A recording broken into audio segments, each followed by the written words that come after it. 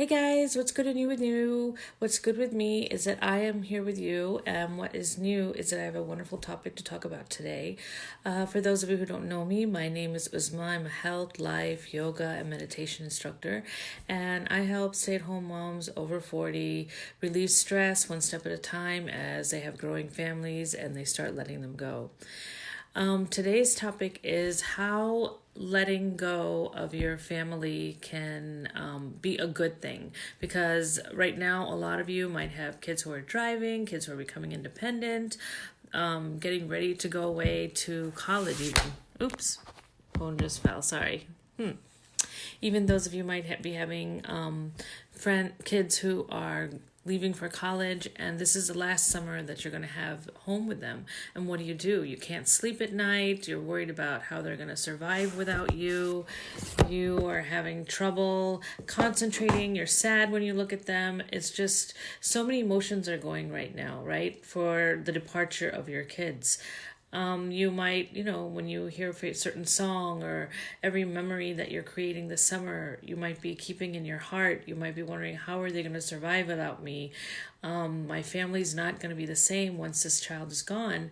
And all these things start happening, and we don't realize that our kids are also going through the same thing. So they might be the summer of terror. Because I remember when my kids were going away to college the summer before, it was terrible because they wanted to assert their independence. So they were like, I'm going to college, or I'm leaving the house because I have to drive. And I was like, no, you can't. And I'm still setting the rules. And so there was a lot of conflict the summer before because they want to save their independence. I still wanted to tell them what to do. But at the same time, the emotions were because we were all feeling really sad and different things were happening. And they are also afraid to go. Some kids don't want to admit it or try to act strong, but they have a little bit of fear of the unknown, anxiety also, because they're going to be living away from home. They are going to having to meet new people. It's a new environment. Whatever they're used to, it's not there anymore. They might be popular or know so many people or be social here at their school, but then when they go there, they're going to be nobody and they have to assert themselves. So a lot of emotions go on over the summer, and sometimes you might think, I don't know if it's a good idea, or you might be like, this is just really difficult. I remember before my oldest daughter left, we had an interview because I had I had like a little shop. And when the interview, she used to help me with the store a lot, and I really depended on her. And then when the interviewer came in and started talking to us about, her going off and what am I going to do in our relationship, we couldn't even finish the interview. I started crying. My daughter started crying. The interview started crying because it was so emotional, because I felt like a piece of my heart was being ripped out, and what was I going to do without her? I depended on her. I loved her. She was my oldest. All my experiences started with her. So it was a really, really difficult time. But now, thank goodness everything is fine, and she's older, and I've let my other two go. So time does heal, and it does make it easier. And letting go of your kids does not mean that you don't love them anymore. It means you're making them capable and you're giving them a gift of independence, right? So let's start our list. So on our list of how letting go is important for us stay-at-home moms, because once again, we devote our entire time to them. Once we have our babies and we decide to stay home, our life is them. What they eat, what they drink, going to school, vacations, whatever it is, we have put everything aside to focus on them. So we focus so much that sometimes we lose ourselves, right? Or we feel bad that we're taking care of ourselves or putting ourselves first. So number one is your goal. Your life's goal when you decided to stay home and have the privilege of staying home, because stay-at-home moms, it's a privilege, that you got to stay home with your children. Your life's goal was to make them good human beings, have them grow, educate them, and then let them spread their wings, right? So that's the number one thing. So when you're letting them go, you shouldn't feel sad or that time has flown by. You should be like, everything that I gave up and I worked for, the goals have been accomplished. So that's how you think of it in a positive way. And that is truly something that is so important. All the sweat and driving and cooking and homework and everything that you did was because your goal to get from here to here for your child. So congratulate yourself and let your child go. Number two, you can start your own journey and you can start pursuing things that you put aside. Maybe you were a painter, maybe you were a doctor, maybe you were a teacher, maybe you had other hobbies, that maybe you volunteered a lot, and once you became a stay-at-home mom, you had to put those in your back pocket because your focus and your energy was on your children.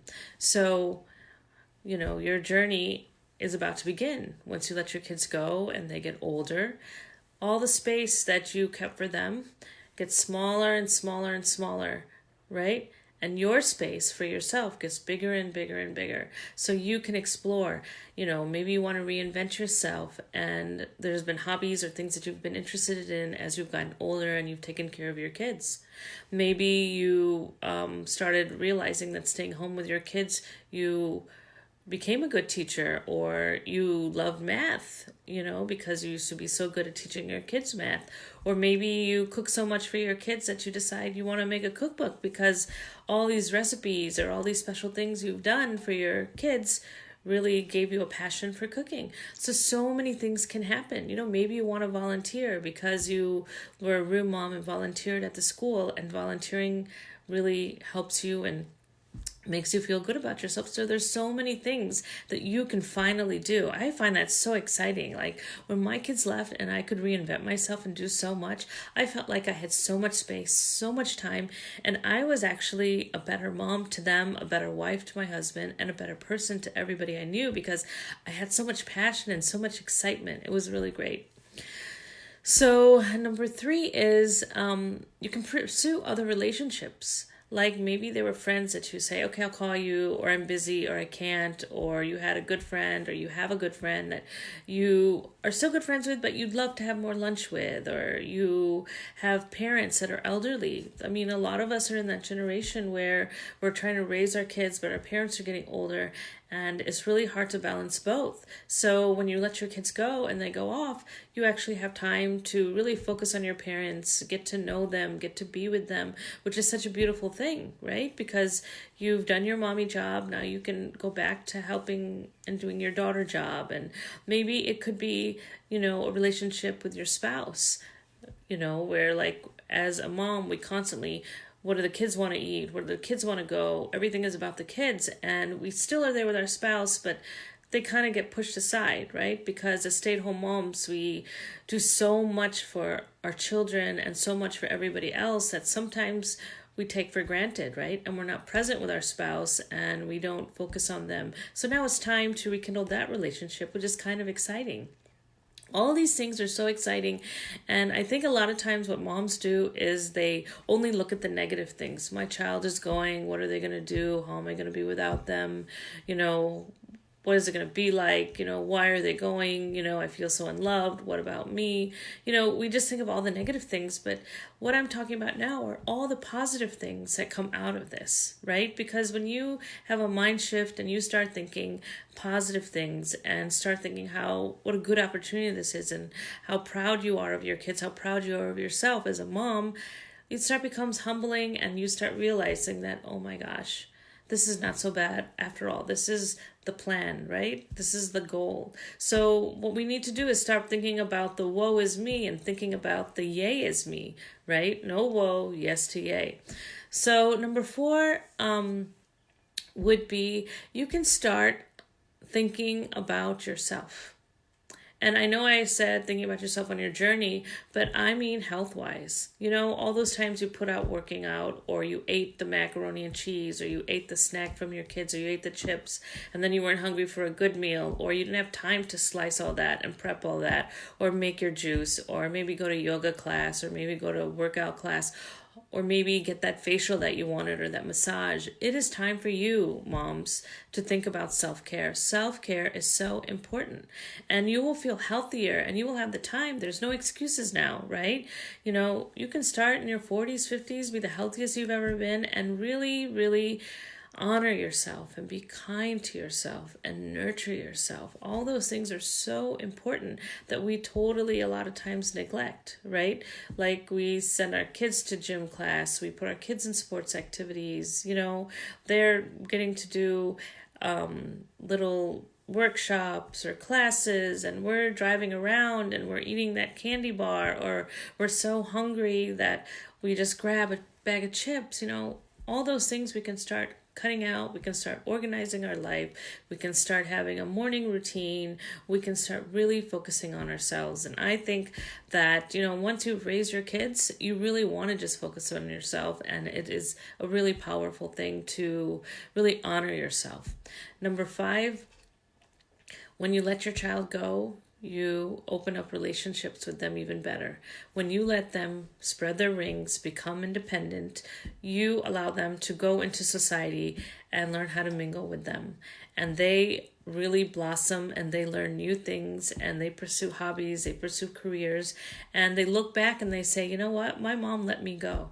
She first raised me and did all this wonderful stuff for me. And now when it was time to let me go, it was really hard for her, but she let me go. And they will come back and they will care for you, and whatever goes around comes around, right? So you are really making a better connection with your kids, because once they get older, maybe, when they first go off, they're not going to call, they're not going to care, they're just going to want to party or make friends or do what they want. And you just have to step back and be like, this is okay. This is their time. Don't feel bad. Don't have any resentment. Don't have any bad feelings, because they're going to an unfamiliar place, right? And so they need to have that time to figure out their situation. So if they don't pay attention to you, if they're busy with their life, allow them to do that. And in that time, you are also going through a different situation. You're going through loneliness, through departure, through separation. So you also need that time. So give them their space and also keep your time to nurture yourself and figure out what you want to do with your time, and self-care and so many things. So letting go of your kids is not a bad thing. It is a really good thing, and it is good for the child. It's good for you. It's good for your spouse. It's good for people all around you.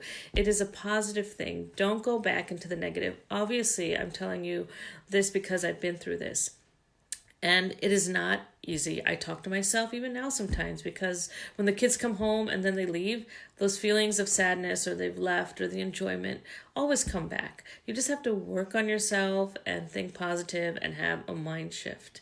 Do not go into the victimization, and do not make your kids feel guilty, because when you start making your kids feel guilty, then you kind of mess up their future, because they want to go forward and you're pulling them back. So you don't want to, push them forward and pull them back and have all these different emotions going on. You let them go, and I promise you they will come back. It's just a process of life, and we just have to deal with it. And it's an exciting time for you moms. Just think, exciting time. It's all about you now. And that's it for today. If you have any questions, you guys are welcome to discuss or ask me questions or say hello or whatever you want anytime. So until next week, if you have any topics or anything like to talk about, let me know. On my agenda, let's see. I have a yoga course coming out, and I have a course on letting go of your kids and loving it. So all that information will come out later, and I hope you have a really wonderful week, and see you next Wednesday. Take care.